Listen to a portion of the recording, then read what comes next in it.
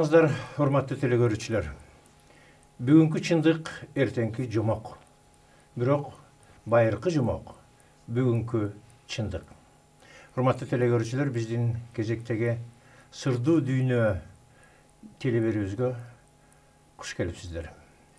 Бүгүн адаттагыдай эле бизде мейманда Мезгил сабактары китебинен жазган Атомгүл карындашыбыздын бир тууган агасы Булбулбек Осмонкулов. Куш келипсиз дагы. Рахмат. Анда эмесе темабызды улантсак. Бу тазалануу, адамдын тазалануусу, жердин тазалануусу, ошого төп келген, ошого коштогон, ошону колдоп турган, коргоп турган бир ыйык нерселер бар эмеспи? Мына ошолордун бири бизде, мен билишимче, кыргызчылыкта, кыргыздын дүйнө таанымында мазар деген жерлер бар. Мазар бул ыйык порталдар, же болбосо нур түшкөн жерлер. Ошол жердин ар биринин өзүнүн ээси болору, ар кандай илдетке шыпа болору, ал жерден адам өзүнүн жан дүйнөсүнүн аруланышына, касиетин өрчүшүнө, же болбосо илешкен илдеттерден арылуусуна, жан дүйнөсү кыйналып тургандар ошол жерден бир өзүнчө бир жакшы бир жаңылыктарды, ачууларды табыш үчүн ыйык жерлер болуп келиптир. Мына ошол нерсе мен бир нерсе эсиме түшүп атат. 2000-жылы Кочкор ата мазарында биз тоонун үстүндө отурган элек, анан бир рафик келип токтоду да. Анан карасак 3-4 киши түштү, бир аял жанында да бир 2 киши коштоп жүргөн адамдар менен. Анан биз ылдый түшүп келсек, айтат: "Силер эмне кылып аттыңар? Силер сүйлөп атканда силердин төбөңөрдөн нур жаап турду" дейт да. Тигил орус аял. Биз орусбу десек, жок, бул француз аял экен. Ошо ыйык жерде изилдеп жүргөн. Эң кызыгы. Анан ошол аял менен сүйлөшүп турсак, мынтет. Кыргызстанда, деги эле дүйнөдө 900, азыр эсимде, 900дөн ашык нур түшкөн жерлер бар экен. Ошол аялдын айтуусу боюнча. Анан Кыргызстанда 453 бар экен. Ана мен айттым, андай болушу мүмкүн эмес го. Тиякта Гималай, Непал, тетиги Тибет, эмне деген ыйык жерлер бар, чоң жерлер бар, эмне деген мамлекеттер бар. Ошол жерде болсо керек. Жок, биздеги ошол изилдеп тапканыбыз ушул болду дейт да. Анан бул мазарларды басуу, мазарларга тайынуу, мазардын өзүн эмес, мазарды колдоп, бизде көпчүлүгү туура эмес түшүнөт да. Мазарга барса эле ошол булакка же ошол ташка, ошол чөпкө, даракка сыйынып калыптыр деп эле. Жок, негизи андай эмес экен. Дагы бир жолу айткым келет ушул жерден. Ал жерде улуу күчтөрдүн бар экенин, ошол улуу күчтөр, мындайча айтканда, улуу жараткандын мыйзамы менен адамзат үчүн түшкөн жанагы акыл эстүү толкундар, вибрациялар, энергия. Ал барган адамдар ал жерде талга сыйынбасын айткым келет да. Мына ушул мазарлар жөнүндө кеп кылсак. Туура. Саламатсыздар, урматтуу телекөрүүчүлөр. Мазар дейбиз, кыргызча мазар дейбиз да. Мазар деген бул ошол сиз айткандай күчтүү энергияны кармап турган, уютуп турган, орусча айтканда аномальный зона деп коет да. Анын ар бир мазардын өзүнүн аты бар. Билесиз да. Эмне үчүн аларга ат коюп койгон? Көрсө, ар кандай аалымдар, олиялар, күчтүү, руху күчтүү инсандар өткөндө, мурдагы заманда көп болгон андай инсандарчы. Эмне үчүн азыр азайып калды? Анткени биз ошол күчтүү касиетти ааламдан ала турган адамдардын мүмкүнчүлүгүн биз жаап салдык өзүбүз. Кантип жаап салдык? Биз напсибиздин азыгырыгы менен биринчиден оюбуздун баары, биз асманда ойлобойбуз да. Оюбуздун баары каякта? Оюбуздун баары акчада дегендей, байлыкта, бийликте. Ошондой туура эмес кылык жоругубуз менен биз өзүбүздөгү мүмкүнчүлүктү жаап салдык. Эгерде дагы деле эми мындан ары жакшы болсо, ушундай инсандар, аруу инсандар, ошондой энергия немесе касиеттер ачылып калгандар чыкса, аларга дагы касиеттер түшө баштайт. Анан ошол күчтүү аалымдар жана руху күчтүү олиялар өзүнүн жашап өткөн доорунда баардыгы Теңирдин буйругу менен бул жашоого пайда болушат, жөн эле келишпейт экен да. Алар ар кандай миссияны аркалап келишет. Ар биринин бул дүйнөдө, адамзат дүйнөсүндө жасай турган иштери болот, улуу иштери. Кудай Таала тарабынан алар өздөрү билет. Жана биз айткандай, алар касиеттерин чачпайт, эч кимге айтпайт. Бирок өзүнүн эмне жумуш кылган вазифасын, бул дүйнөдөгү вазифасын билет дагы. Анан ошол жана мазар болгон жерлерге, тирүү жашоосундагы же өтүп кеткенден кийин жана сөөгү коюлуп калган жерлер көбүнчө мазар деп айтылат да. Ошо олиялардын сөөгү коюлган жерлер, Чешдөбө, Кошой Коргоон айтып атпайсызбы? Ошол жерлерде көбүнчө улуу уруктардын денеси жатат да. Анан алар немени аткарышат, жумушту аткарышат. Алар ошол сиз экөөбүздүн эле, ошол бизге окшогон адамдардын немесин, жашоосун, өнүгүүсүн, духовный өнүгүүсүн алдыга жылдыруу үчүн жардамчы күчтөр. Вот ошолор мүмкүн тирүү жашоосунда ошол жерге ааламдан алып, күчтүү энергияларды уютат ошол мазар болгон жерлерде.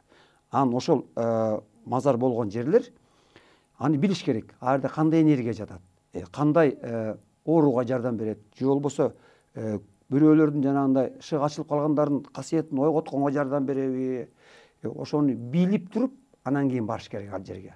Максатың биринчиден. Анан кээ бирөөлөр мазар десе, коммерция баштадым. Кой, менин ишим алдыга жылсын. Мен барып мазар кылайын. Кудайдан бир ниет кылайын деп барат ошол жерге. Бирок анын түпкү максаты терге туура келбейт. Аруулук деңгээли туура келбесе, ал мазардын ага жардамы жок. Тескерисинче жаман энергия, тескери энергия бар. Жанагындай бир нерсе илеп жармашып калат деп коет го. Илеп ууруп кетти, неме ууруп кетти деп. Эпкин деп, психологиясы бузулуп калышы мүмкүн. Тескерисинче иши жүрбөй калышы мүмкүн. Ошол мазарга барарда, ошол жерде кандай энергия бар, ошол эмнеге жардам берет, ошону даана билип туруп, анан кийин ошону мындай бир жанында биле турган адамды ээрчитип барыш керек, же болбосо көз ачыктар дейбизби, дубана, бакшылар, ушулар. Анан кийин азыр болсо мазарга баргандардын баары эле бакшы, дубана деп туура эмес түшүнтүрүп болуп атат.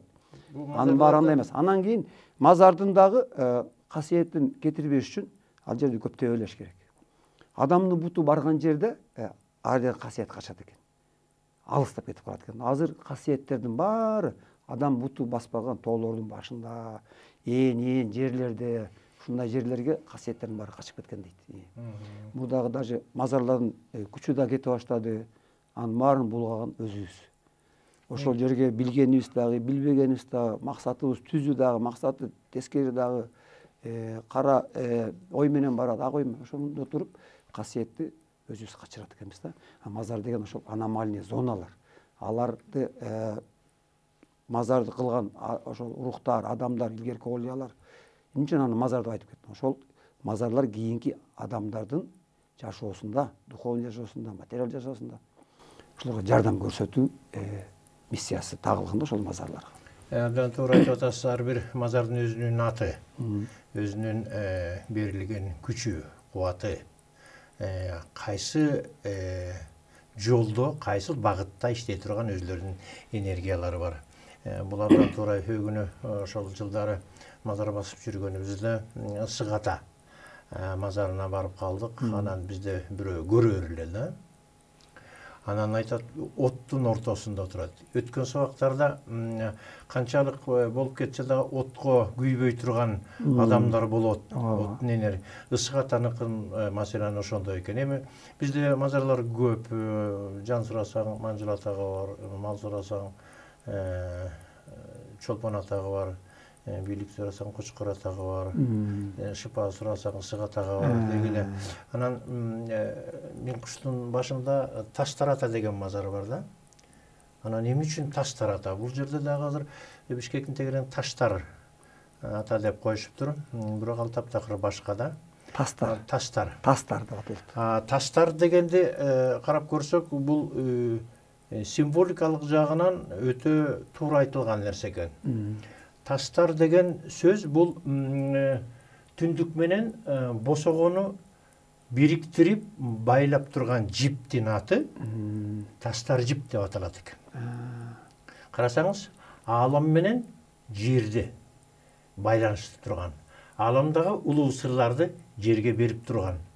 Ааламдагы ыйык касиеттерди элге берип, элге ошол касиеттерин ачып турган.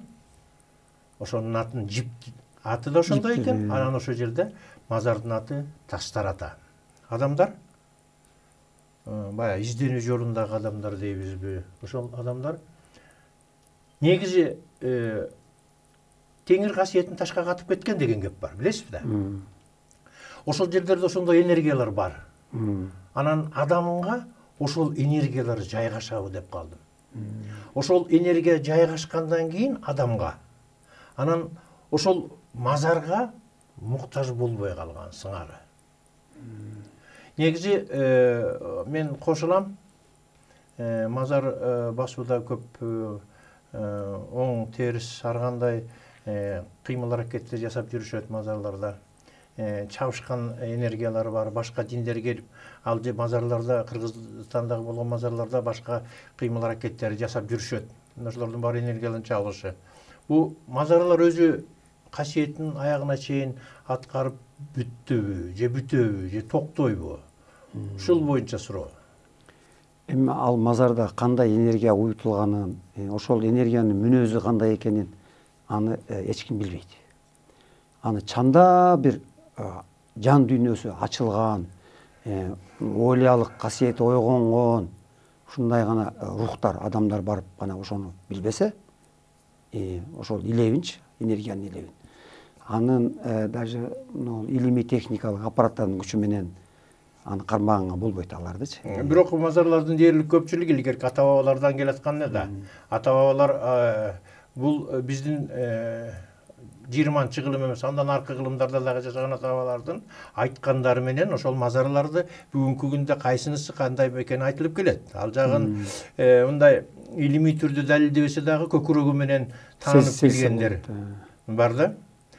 Ошол мен суроом, ошол мазарлардагы өзүнүн касиетин азайтып бараткандай сыңар болуп кетти. Мен көп элдер менен жолугуп мазарга басуу кандай десем көңүлүм чаппайт деген эле ошол мурда бир даярданып келаткан адамдардын дээрлик көпчүлүгү болуптур. Бул теманы токтоттук. Мен дагы бир ушул ыйык жерлер, мазарлар, ошолордун ээлери Дөйт ата, Сулайман пайгамбар, Апшыр ата деген, Кожокелең ата деген ыйык жерлер, Айып пайгамбардын жерлери Жалал Абадта, Идрис пайгамбар, мына ошондой ыйык пайгамбарлар болуп кеткен, келип кеткен. Анан мазарлардын ээлери кээ бирөө пайгамбар болбосо дагы ушундай ыйык жерлерде адамдарга кызматы үчүн энергияларды уютуп кеткен да. Уютуп ошол жерде отурушат. Пайгамбарлар деген темага өтсөк. Пайгамбарлар жөнүндө кеп кылыңыз. Туура. Пайгамбарлар деген булар деле сиз экөөбүзгө окшогон адам немелер, пенделер. Бирок жана неме мурдагы темаларда айтылгандай, улам майдараак медерлери ишке кирип калган, ушундай жан дүйнөсү ачылып калган аруу адамдар да аларчы. Аларга пайгамбарлардын эң биринчи касиети дейт, бул адамдарды ээрчитүүчү энергияны алып жүрөт дейт. Эмне үчүн аларга ошондой Кудай Таала ээрчитүүчү энергияны берген дейт. Ошол пайгамбарлар келген заманда адамдардын акыл эси кандай эле?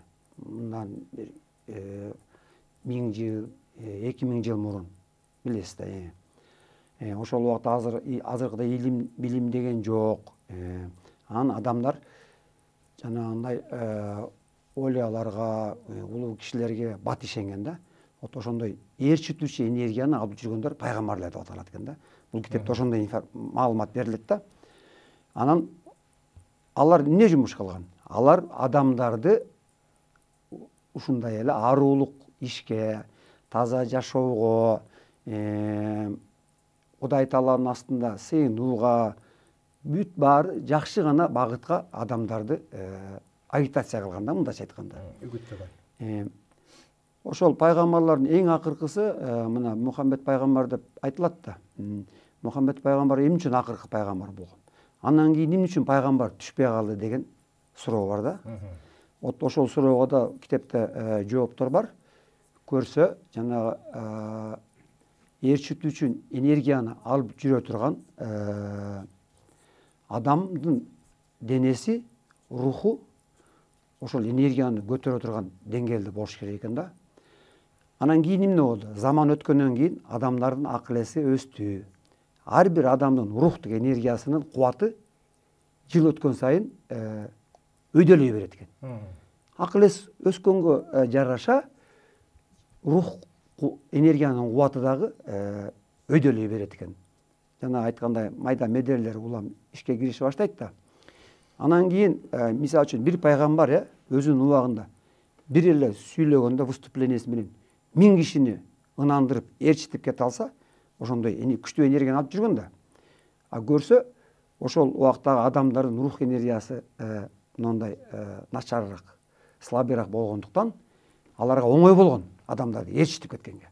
А азыркы заманда мына отурдор келе атат, ошого жакын доорлор болду мурда. Ар бир жарандын рух энергиясы күчү өйдөлүп кубаттуу болуп кеткендиктен, эгерде ошол мисалы үчүн азыр Мухаммед пайгамбар өзүнүн убагында 1000 кишини ээрчитип кетсе, азыр заманда 10 кишини да ээрчите албайт экен да. Анткени жанагы пайгамбар алып жүргөн энергиянын күчү уже аз эле адамды ээрчиткенге жетип калды да. А 1000 адамды ээрчитиш үчүн азыркы заманга пайгамбар келе турган болсо, ойлосоңуз, эмне деген күчтүү энергияны алып жүрүш керек болгон экен.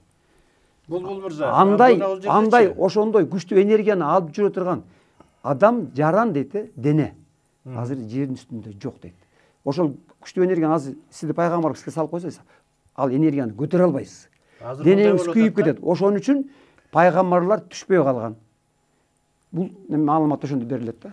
Булбул мырза, бул ээрчитип жүрүүчү энергия деп айтып атабыз, Менимче тагыраак болот го, аруулукка ээрчитип жүрүүчү энергиялар деген. Себеби алар тескери жакка ээрчитпейт да, оң жакка деген ошо аруулук деген ошо оң жакка ээрчитет. Ээрчитип жүргөндөр Ленин болгон. Керек болсо Гитлер болгон.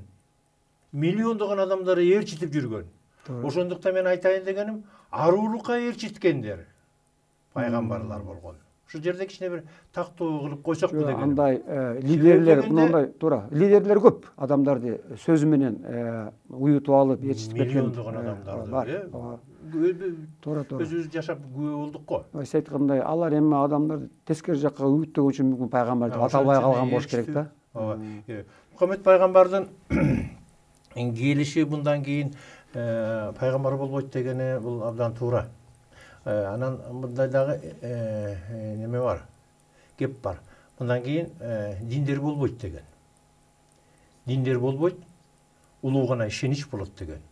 Ошо улуу акыл эске, акыл эс уюткусуна адамдардын ар биринин өзүнүн ишенүүсү гана. Ошо менен ошол улуу жолду, акыйкат, аруу, таза, бийик жолду, ыжык жолду, тунук жолду таап алуу. Ошо менен ошол эле пайгамбарларга келген немеде болобу, Библияда болобу, Торат, Забур болобу, Куранда болобу, ошол ыйык шариаттарда болобу айтылган ыйык адамдын таза, аруу болушуна үгүттөгөн нерселер, адамдар азыр ошол эле уютку акыл эстен өзүлөрү алып калуу мүмкүнчүлүгү бар алдыда, туурабы? Сиз айтып аткан ар ким эч кимди ээрчибей калат дегени мындай түшүнсө болот. Демек, мен өзүм ошол жакка чыга алам деген сөз. Сиздин аң сезимиңиз өсүп атат. Жыл сайын өсүп атат аң сезимиңиз. Сиз уже баарын түшүнүп калдыңыз. мурда Кудай десе адамды элестетчү экен. Мүмкүн да элестетчү да. Кудай бизге окшогон адам бияктан. Азыр илимдин күчү эмнеге жетип калды? Азыр биз баарын билип калып атыкпы? Баардык нерсе энергиядан турат экен. Кудай Таала жараткан дегенде эле ошол энергиялардын эң күчтүүсү ошол улуулуктун энергиясы экен да. Жараткандын энергиясы. Христиан дининде Муну айтылат го. китепте высший разум деп айтылат да. Кудай деп да айтылбайт, Бог деп да, Теңир деп айтылбайт. Жогорку Высший разум, эң жогорку акыл эс. Мына көрдүңүзбү? Бу индустарда айтат, манасты эң жогорку Анан акыл эс. жана дин өзүнөн өзү жок болот деген ошол туура эле ал. Адамдар акыл өскөн сайын, илим билим өскөн сайын адамдардын түшүнүгү уже ааламды түшүнгөнгө жете баштабадыбы? Ааламды, космосту изилдеп баштадык. Ар бир убакта адамдардын аң сезимине, өсүшүнө жараша Кудай Таала илимдерди түшүрүп турган асмандан. Асмандан түшкөн илимдер, булар ыйык илимдер деп аталат экен. Ааламдын мыйзамдары жөнүндө. Ал эми биздин материалдык дүйнө жөнүндө жана химия, физика булар илимдер деп аталат экен. Бул китепте ошондой берилет да. Ал жана Куран, Инжил, Торат, Забурлар убагында түшкөн да. Алар эмне үчүн ошол убакта аларга азыркыдай болуп энергия түрүндө же болбосо физиканын, химиянын закону менен аларга түшүндүрөбүз. Анткени ал убакта адамдардын аң сезими аларды түшүнө алмаган эмес да. Химия деген эмне экен, физика деген эмне экен. Ошон үчүн ошолордун адамдардын ошол убакта аң сезимине жараша ошондой мааниде жомок түрүндөбү же бирөөлөрдүн мисалындабы, пайгамбарлардын мисалында ошондой илимдерди түшүрүп турган. Ошонун баары бизди эмне туура өсүүгө, туура жашоого багыттаган эле илимдер болгон. Эч качан жараткан бизди жаман жакка алып барган эмес. Дайыма алдыга сүйрөп турган. Ошо илимдердин аркасы менен. Жыйынтыктасак, бул келаткан доорлордо пайгамбарлар болбойт деген жыйынтыкка келип атабыз. Бирок пайгамбар деген өзүбүздүн түшүнүгүбүз боюнча бул чек арада жүргөн, кайып дүйнө, көзгө көрүнбөгөн дүйнө менен чек арада пограничниктер сыяктуу да. Ар жактагы улуу аруу нерселердин баардыгын бир жака өткөрүп турган. Адам кейпи менен келишип. Анан ошол ыйык аруу нерселерди алып келген адамдарды мыйзам иретинде Моисейдин жанагы 10 немеси мыйзамы боюнда дегендей шариятта жазылган нерселердин баардыгы бу мыйзам иретинде келген пайгамбарлар ошол эки дүйнөнүн ортосундагы элчи да, пайгамбар деген элчи деген сөз. Элчи. Ошо мен айтам да, ошол ар жактагы аруу нерсени бер жакка алып келген адамдар. адамдар. Расул Аллах деп атпайбызбы, көрдүңүзбү? Болбойт экен пайгамбарлар. Бирок ошол бир кездерде баягы илгерки бир окууларда бар эле. Жарым Кудай деген. Бул Бога человек дегендер болгон экен. Бул дагы жомок эмес экенин азыркы илимдерде ошондой далилденип келатат да. Болгон экенин, кудайлар көп болгону, баягы Олимптин башында отуруп, Зев баш болуп. Мына ошол нерселерге эгерде пайгамбарлар болбосо, пайгамбарлар деп аталбаса, балким аттары башка болот. Балким улуу, аруу, ыйык деген пайгамбар деген элчи деп айткандай эле бул ошондой эле сөз да булчу. Анан ошондой нерселерге адамдын өзүнүн жетиши. Бул аалам аябай чексиз экен да. Ушунчалык чексиз экен. Мына биздин галактика деген миллиарддаган жылдыздарды бир топко топтоп ошо чимирилип турат. Мына көрдүңүзбү? Бир тоголак кылып биздин галактика. Биздин галактика дагы 6 галактика менен кошулуп өзүнө окшош. 5 галактика менен. Саманчы жолу. 5 галактика жок, Саманчы жолу бул биздин галактика. Дагы 5 галактикага кошулуп, 6 болуп бул галактический семейка деп коет экен. Галактикалык үй бүлөнү түзөт экен. Эмне үчүн 6? Эми ошондой жараткан Кудай. Бул маалымат ошондой берилет. Азыр немелер окумуштуулар билеби, билбейби билбейм. Бирок мезгил сабактарында 6 галактика биздин галактика менен кошулуп, бир галактикалык семейканы түзүп, өздөрүнчө дагы айлануу жасайт экен. Алардын да өздөрүнүн огу бар. Алардын өздөрүнүн жанагындай өзөк тамыры бар. Алардын да бири-бирине түртүлүп, тартылып турган гравитациялык мыйзамдары бар. Көрдүңүзбү? Улам ирилеп кете берет экен. Ошентип отуруп 6 галактика дагы андан башка чоңураак топ кошулуп, дагы айлануу жасайт экен. Ошентип булардын саны, чеги вообще жок экен, жанагы. Ченсиз ойдун чексиз күчү дегендей, көрдүңүзбү? Туура. Биз ошол чоң ааламдын бир кичинекей эле клеткасы экенбиз. Бирок сиз мисалы үчүн бир клеткасы болсо биз ойлойбуз, биздин ошондо кандай таасирибиз бар деп. Андай эмес кеп. Сиздин чыпалаңыздын учуна тикен кирип кетсечи, ириңдейт да. Дарылабасаңыз ириңдеп, анан кийин чыпалаңыздан колуңузга өтүп, колуңуздан денеңизге өтүп кетет атпайбы? Ошон үчүн бизди дайыма көзөмөлдөп турат. Ошол тикенди алып, дарылап, көрдүңүзбү? Биздин коомдо болгон жаман нерсе болуп кетсе, жана тикенди алып салып туруп, май сыйпап, дарылап, айыктырып койгондой эле бизди ушинтип жараткан Теңир ушинтип дарылап турат. Жана мазарлар жөнүндө кеп кылбадыкпы? Ошол мазарларда ааламдан түшүүчү энергиялар, анан ааламга кетүүчү энергиялар бар да. Баягы математикалык тил менен алганда 6, анан 9. Нисходящий, восходящий энергиялар деген бар да. Ошо эмне үчүн мен 6 деп сураганым, бул 6 өзүнүн чоң сыры бар да. 6 менен 9-дугун илгертеден айтылып келген. Ошого байланыштуу деп сурап атканым. 6 эмне үчүн 6 болуп калган галактика деппи? 6 бул ааламдан жерге түшүүчү акыл эс энергиясы.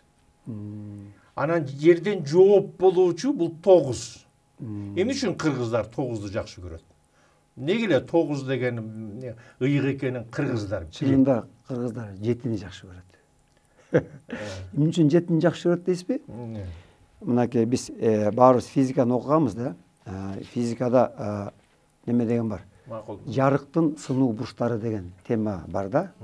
Ошондо жарыкты призмага бергенде жөнөкөй эле жарык, ак жарык эле.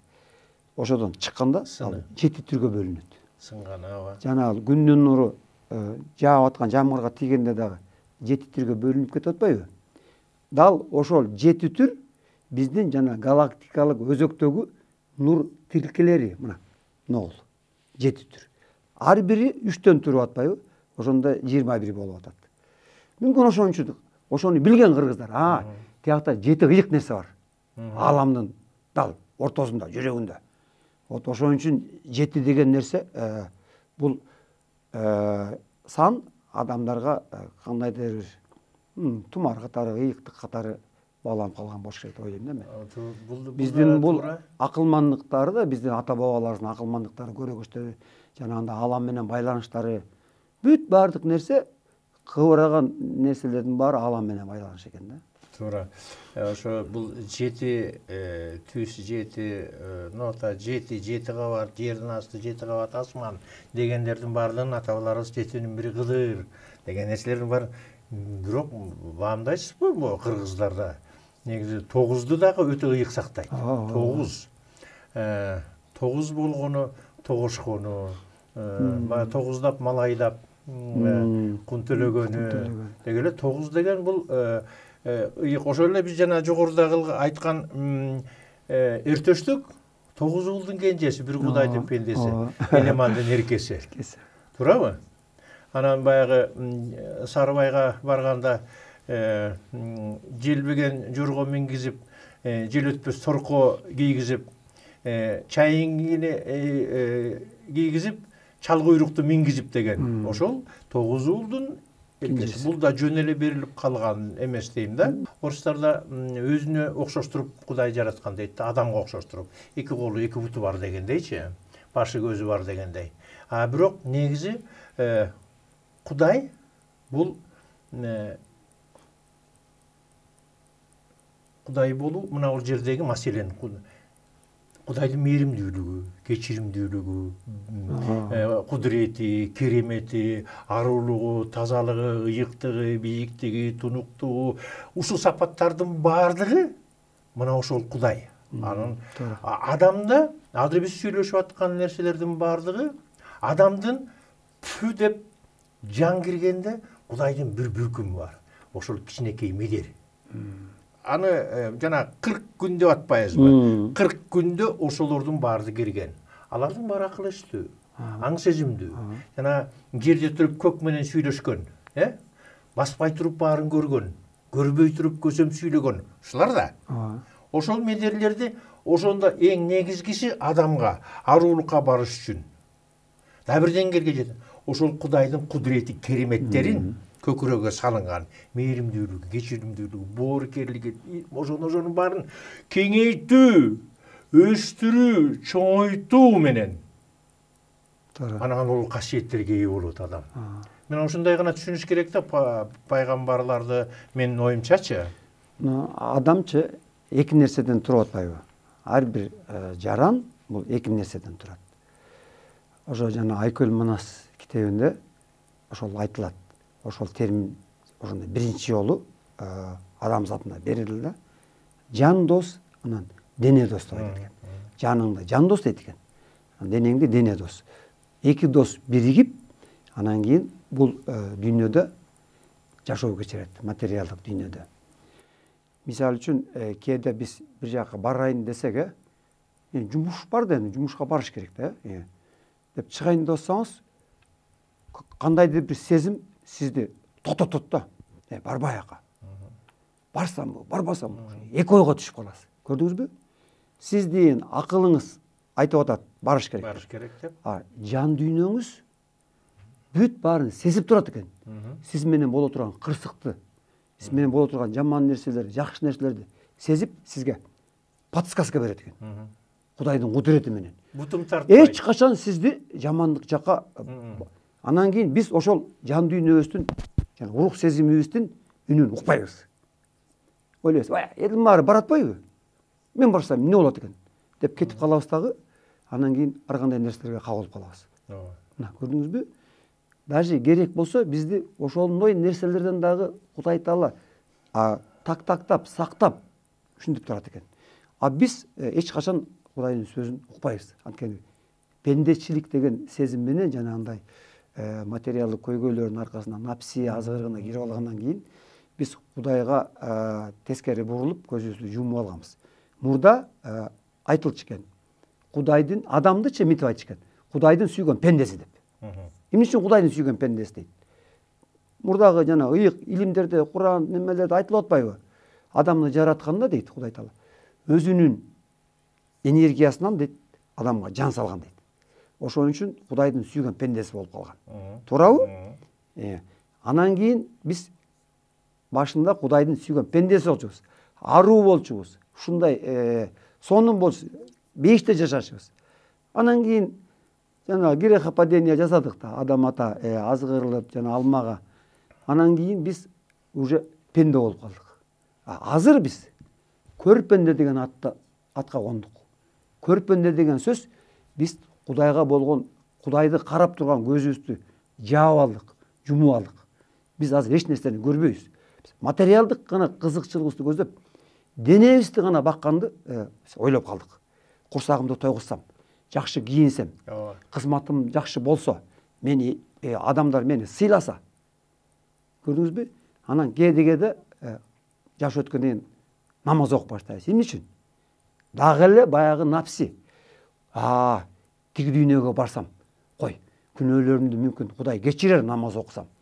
Мүмкүн мен бейишке чыгып калам деп. Бу дагы күнөө. Көрдүңүзбү? Биздин максатыбыз жашап, дүйнөдөн өтүп бейишке баруу эмес. Тескерисинче, ошол тирүү жашообузда биздин мүмкүнчүлүгүбүз аябай көп.